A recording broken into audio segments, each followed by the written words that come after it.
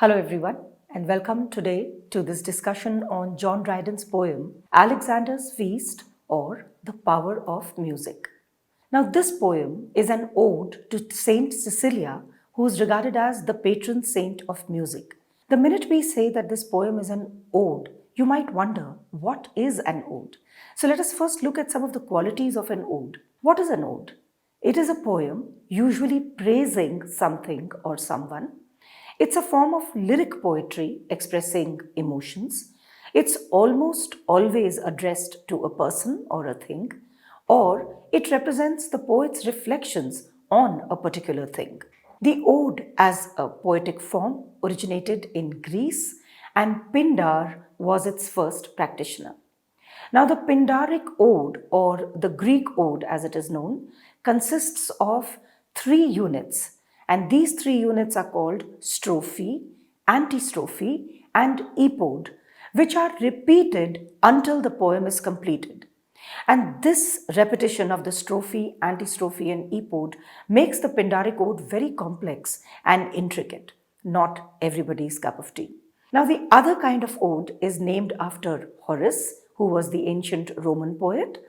It uses a regular stanza throughout and is not as intricate as the Pindaric ode. The English ode shows no similarity with any of the two poets mentioned above, either Pindar or Horace. The English poets like Dryden, William Wordsworth, Samuel Taylor Coleridge, Percy Bysshe Shelley, John Keats, Alfred Tennyson, etc., took complete liberty of rhyme, rhythm, stanza, line, and meter, and in the process, they created odes that are absolutely unique to the English imagination and to English literature. So, therefore, any poem expressing a strong emotion and following irregular rhyme, rhythm, meter, or stanza can be called an ode. The subject matter of an ode is usually dignified, sober, sublime, elevated. It also uses highly imaginative reflection, and the ode can also be called a poetic oration. Now, Dryden's poem, Alexander's Feast or the Power of Music, is an ode even though it does not address anyone, though implicitly it does address the power of music. But this is done, as I said, in a very covert, implicit manner, and therefore explicitly there is really nothing being addressed. Yet, this poem is called an ode. Coming now to an introduction to Alexander's Feast or the Power of Music, this poem was first written in 1697 in honor of Saint Cecilia, who, as I've already told you, is regarded as the patron saint of music. Now, she is not just the patron saint of music, but also regarded as the inventor of the church organ, which is an instrument that is used in church music. This poem is unique because, as Dryden says, it was written in a single night at one sitting for the London Musical Society. People from the London Musical Society approached Dryden to write a poem, and this is what Dryden had to say to a friend. I quote, "I have been up all night. My musical friends made me promise to write an ode for them in honor of the feast of Saint Cecilia. And I was so stuck with the subject which occurred to me that I could not leave it until I had completed it." Let us look at a brief synopsis of this poem. What is it about? The poem opens with Alexander the great Greek conqueror, with his mistress Thais by his side, and he is at a royal feast in honor of his victory over Persia. Now, his musician, who's an old man called Timotheus, plays some beautiful soul-stirring music, thereby igniting in Alexander's breast different feelings and emotions. We all know that when we listen to certain kinds of music, there are certain emotions that come up in us. And it is a similar situation with Alexander, who sits there at his feast listening to Timotheus play this instrument, the harp, and play some beautiful soul-stirring music. Now, what are the different emotions that Timotheus is able to arouse in Alexander through his playing of different notes or different strains or different tunes of music? Timotheus arouses in Alexander's heart the pride of divinity, the fury of battle, the pathos of misfortune, the passion of love, and the wrath of revenge.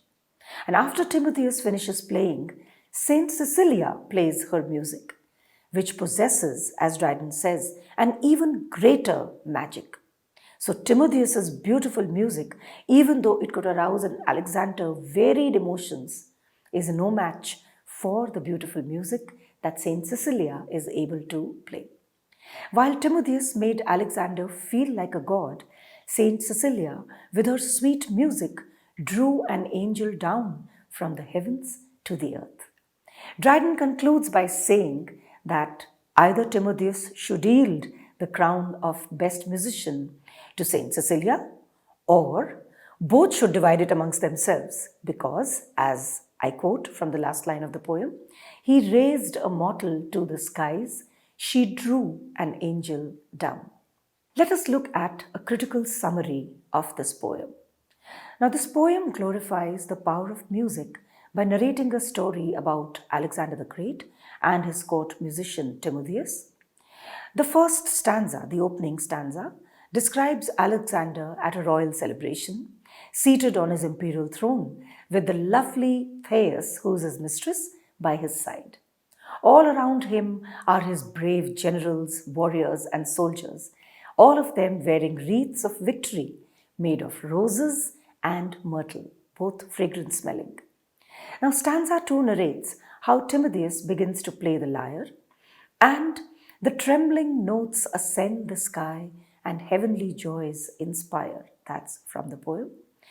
His first song is about Jove, the god of gods, the Olympian god, who assumed the shape of a dragon and approached Olympia, who was to be Alexander's mother.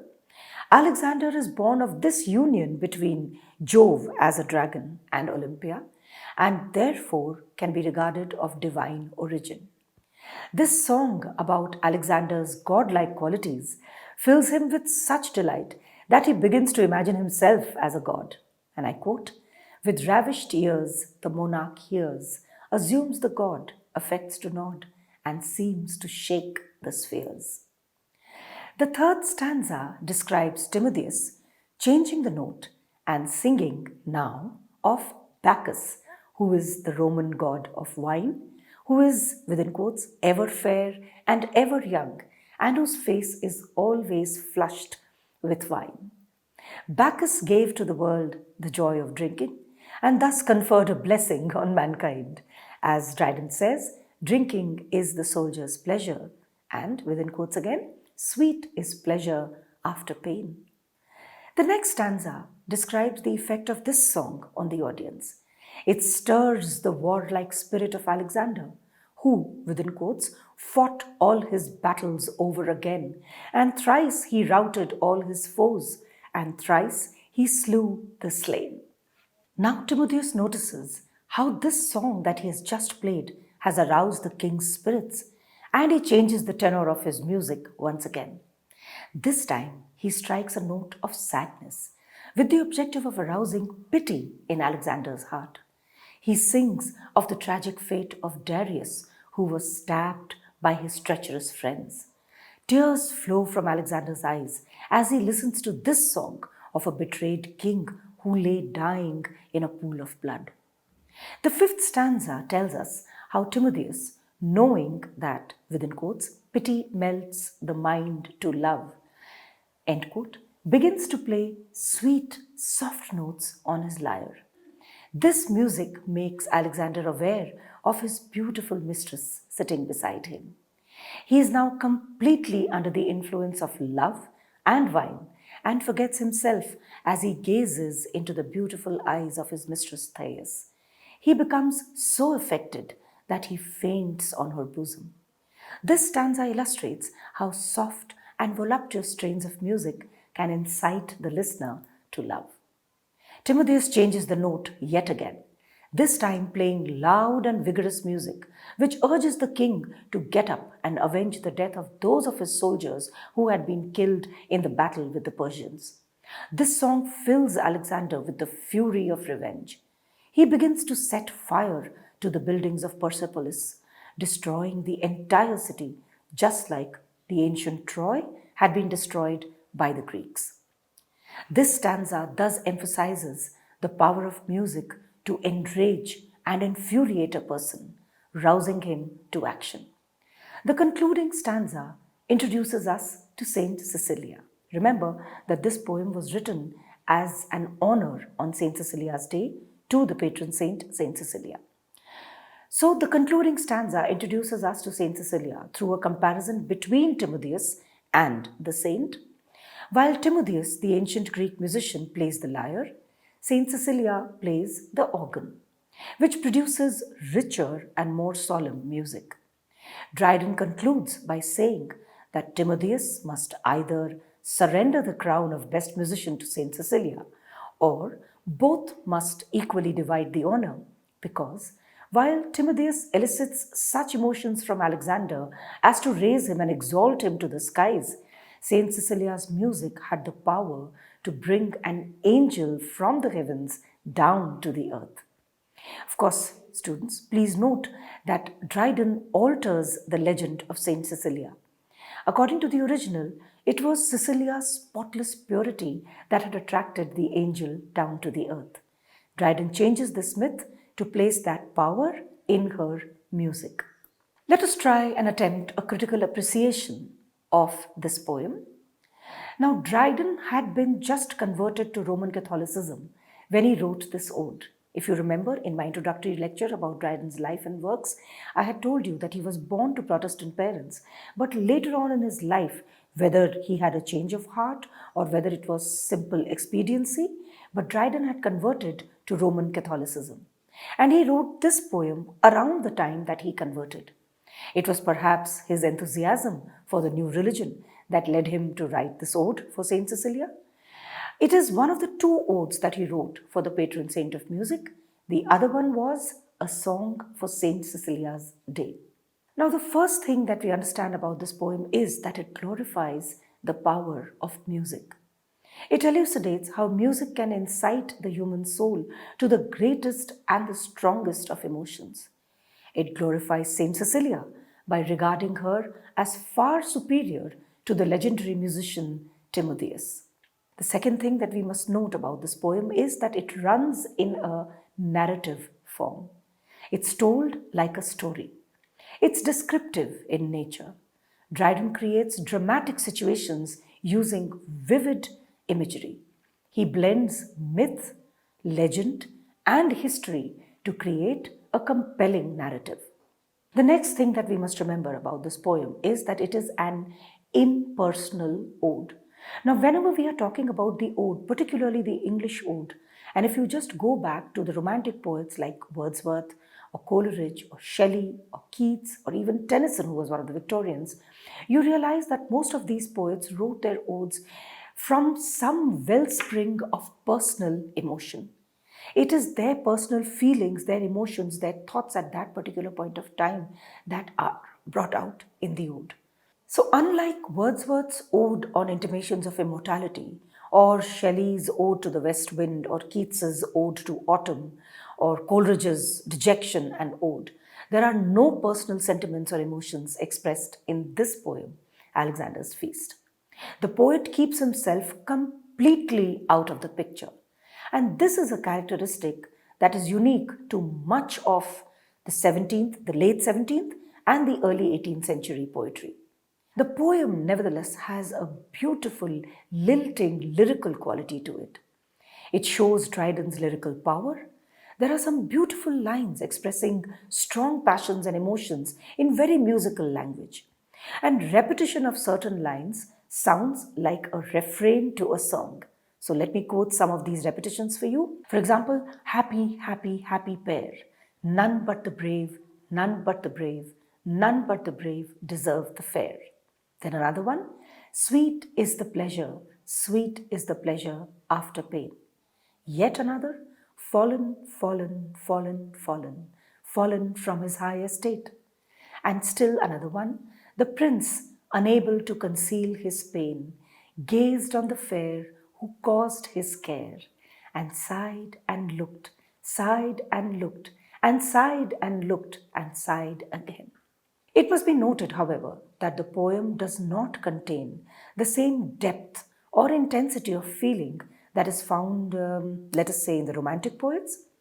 It lacks that fire, that fervor, that soul.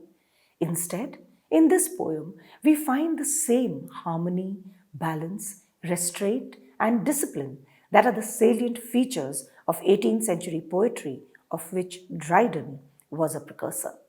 The poem is written in irregular stanzas and not in the customary heroic couplet. The meter varies from stanza to stanza, and so do the number of lines. There is a flexibility, a variety, and a wealth of rhythmic resources which display Dryden's skill as a versifier. Now, there is an interesting quality about this poem. I am assuming that most of you would know the Indian concept of the Navrasas. All right, we in our Indian dramatics or in Indian theatre have the concept of the nine rasas, the nine major emotions, based on which a theatre person or a playwright or even an actor enacts the scenes.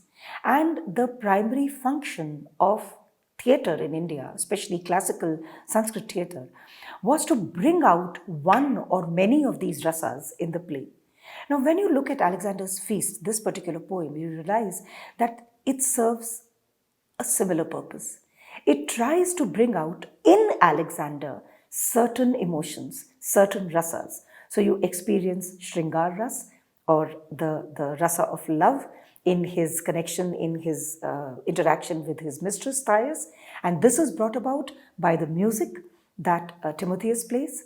You experience Veer Ras, or the rasa of bravery or valor, when he looks at his soldiers and he's out to avenge the death of all those people, his soldiers who have died in the battle with the Persians.